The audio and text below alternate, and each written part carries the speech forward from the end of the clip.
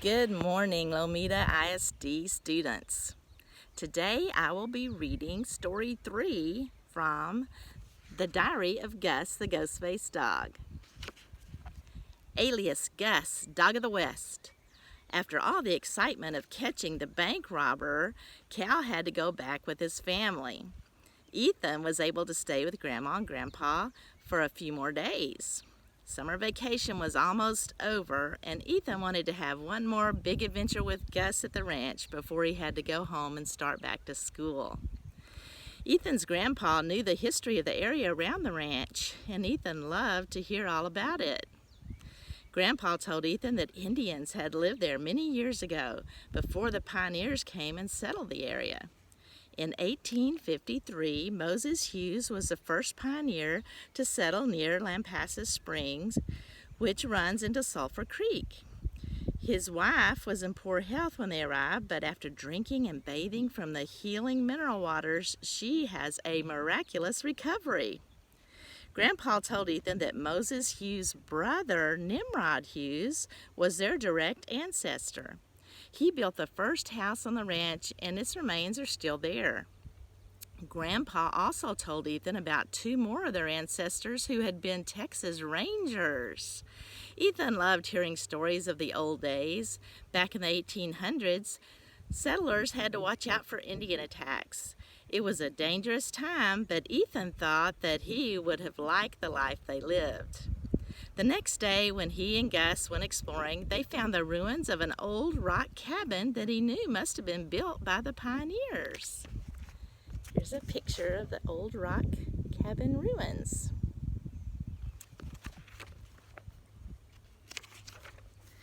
I wish I could go back in time and see how things were when this cabin was first built, Ethan told Gus. It had been such a long hike, and Ethan and Gus were both very tired. They rested there in the ruins of the old cabin. Ethan must have dozed off when suddenly he was awakened by an Indian yell. He looked around and saw men shooting out of square holes in the cabin walls. Ethan didn't know what was happening. "What is going on?" Ethan shouted. "The Indians are attacking us," one of the men shouted before getting off another shot. "Thank goodness it is getting dark. I think they'll quit and wait until morning to attack again." The door swung open and Gus ran outside. The Indian stood up to look at him. Gus always looked scary, especially when it was getting dark, because all you could see was his face. Gus looked like a ghost, since his ears and body were dark and only his face was gray. The Indians thought he was a ghost dog or a spirit dog, so they took that as a sign to leave the settlers alone. Here's a picture of the Indian chief. "Wow, I don't know where you two came from, but you saved our hides," said one of the men that had been shooting.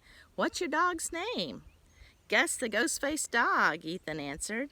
"Well, we'll call him Gus, Dog of the West," said the man. "He will be famous as the ghost dog that drove away the Indians." Ethan didn't know what was going on, but he was glad that Gus had saved everyone. Ethan and Gus spent the night in the cabin with the pioneers. They slept on a pallet on the floor, and they woke up feeling great. This was all very exciting. "Maybe we can take you and your dog with us and have a peace talk with the Indians," one of the pioneers said. "It'd be great if we could all live here peacefully and learn from each other. I can speak sign language with them, and with Gus along, maybe we can all become friends." Ethan was very excited to go. He found out that the pioneer's name was Nimrod Hughes. Ethan remembered Grandpa telling him about Nimrod Hughes being their ancestor. When they reached the Indians' camp, Mr. Hughes held up his hand, palm facing out. The Indian chief motioned for them to sit down, and the chief sat down cross-legged with them. Gus sat next to Ethan. Mr. Hughes was able to communicate with the chief, and he had also brought the Indians some deer meat as a gift. It looked like they were going to be able to live there together in peace. When Mr. Hughes, Ethan, and Gus came back and told the other pioneers the good news, they were all very happy and thankful.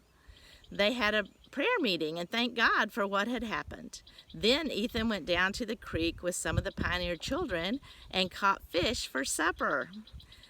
After they finished eating, Ethan and Gus slept on the pallet again. When they woke up, they were in the ruins of the old cabin, just like nothing had happened. "It is all so real," Ethan told Gus. "It couldn't have been a dream." Ethan and Gus got up and started walking back to the ranch house. Ethan saw some paintings on a huge rock close to the ruins of the cabin. He couldn't believe what he saw. The Indians had painted pictures of themselves. In one of the paintings, there was a boy with a dog standing right next to the Indians. The dog had a ghost face. It looked just like Gus. Thank you for listening to the story. Y'all have a great day. Bye.